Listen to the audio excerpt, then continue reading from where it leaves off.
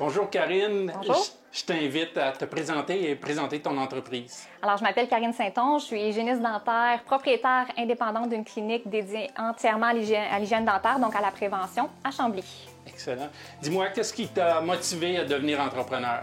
En fait, beaucoup de choses, mais entre autres, quand j'étais même pas encore graduée dans mon domaine, que j'ai certains professeurs qui étaient en train de monter le programme pour faire promouvoir la profession. Donc, ils voyaient en moi un leader et une personne qui était capable de faire en sorte que la profession pouvait être mise de l'avant côté autonomie.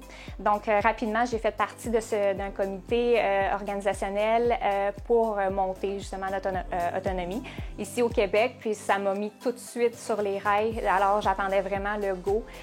J'ai eu d'excellents professeurs, Manon, Ruth et Sylvie, il ne faut pas que je l'oublie, Sylvie, que c'est toutes des femmes qui rêvaient un jour d'être autonomes, d'offrir les soins accessibles aux Québécois. Puis malheureusement, n'ont pas pu le faire, mais ils étaient tellement passionnés quand ils me le demandaient que je me disais un jour, ça va être moi, puis je vais leur faire une fleur en leur disant que moi, je le fais à cause de vous, puis je le fais pour vous, puis je le fais aussi pour tous les Québécois.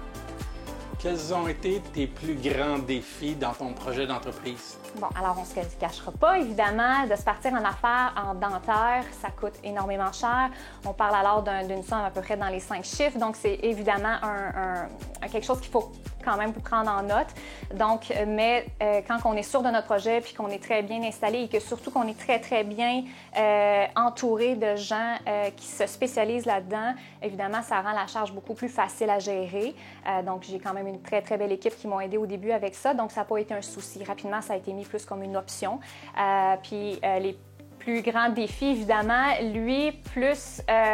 qui m'a plus touchée émotionnellement, c'est de quitter où j'étais avant, donc une clinique de spécialistes qui était dans les maladies de gencives. Donc, de dire au revoir à mes patients avec qui j'avais chéri chaque discussion, chaque moment, d'avoir l'impression de les laisser tomber, pour moi, a été aussi très difficile. Mais ça a apporté d'autres joies aussi, que maintenant, j'ai mon bébé puis je le fais autrement. Parlons-en justement, quelles sont les plus grandes joies que tu as eues dans ce projet?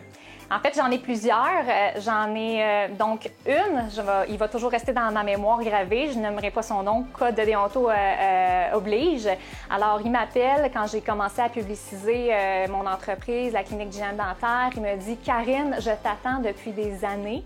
Et alors, j'ai vu que tu étais opérationnelle. Dis-moi, quand est-ce que tu commences? Quelle heure tu commences? Je veux être ton premier patient. » C'est venu tellement me chercher, c'est venu me dire « Wow, OK, il y a des personnes comme ça qui sont prêtes à faire le saut, d'embarquer dans le projet. » Ça a été énormément une joie pour moi.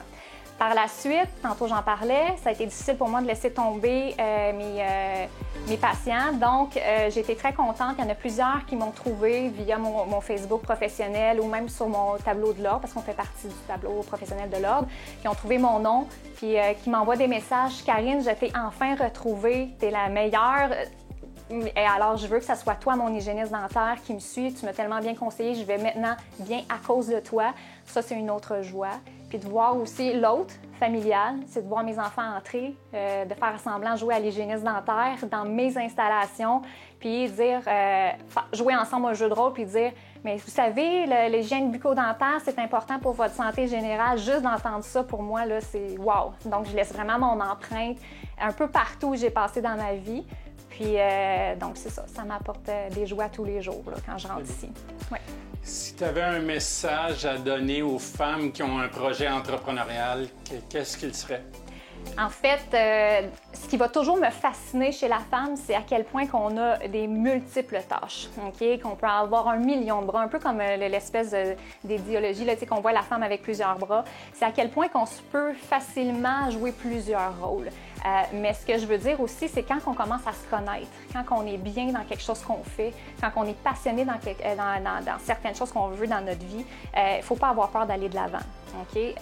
Surtout quand c'est même petit ou grand projet, il ne faut pas avoir peur d'y aller. Parce que justement, on a cette capacité-là à pouvoir gérer beaucoup de choses, puis on le fait très humainement, chaleureusement, professionnellement. Fait qu'on a cette très belle beauté-là. Il faut juste savoir bien l'exploiter. De un, en se connaissant très bien, puis de faire ce qu'on aime tous les jours, puis de jamais oublier ça.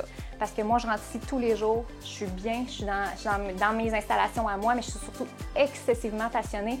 Puis mes patients me le rendent bien tous les jours, tous les patients. Encore là, j'ai fait une patiente très dernièrement, puis ça faisait très longtemps, puis elle avait énormément besoin d'aide, donc je l'ai aidée, mais elle m'a, avec masque, elle m'a pris dans ses bras et s'est mise à pleurer. Karine a dit, il n'y a jamais personne qui m'expliquait des choses comme ça, puis j'avais réellement besoin de toi. Donc, quand on est passionné, il n'y a rien qui nous échappe.